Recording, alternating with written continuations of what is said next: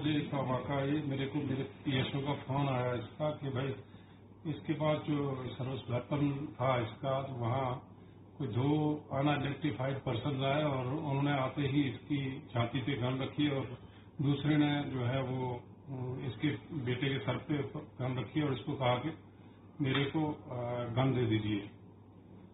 तो इसने पहले तो इनकार किया, लेकिन बाद में कहा कि भाई इसके लड़के को गोली मार दो। तो इसने कहा कि गन जो अलमारी में है, तो इसको गन जो वो लेके फरार हो गई। इमीडिएटली उसके बाद क्रैकडाउन किया हुआ है उन्होंने, पुलिस अपने काम पे लगी हुई है, देखते हैं। तो इस स्थिति में सर मोबाइल जो है वो रिकवर हुआ है? हाँ, मोबाइल इसका मोबाइल भी ले लिया था उन्होंने। तो मेरे को SSP साहब ने कहा कि मोबाइल जो रिकवर हुआ है। लाख था तब गया लगता है अंदर इसके पास, तब तो पुलिस आई। तो आप भी यहाँ पे रेंट पे रहते हैं? हाँ जी, हम तो मेरे को 5 साल हो गए रेंट पर। यहाँ पहले पुलिस वाले रहते थे, 5 साल इसी साल दिसंबर में गए पुलिस वाले। तो दिलीप कुमार जो उनकी फैमिली में कौन कौन यहाँ पे रहता था?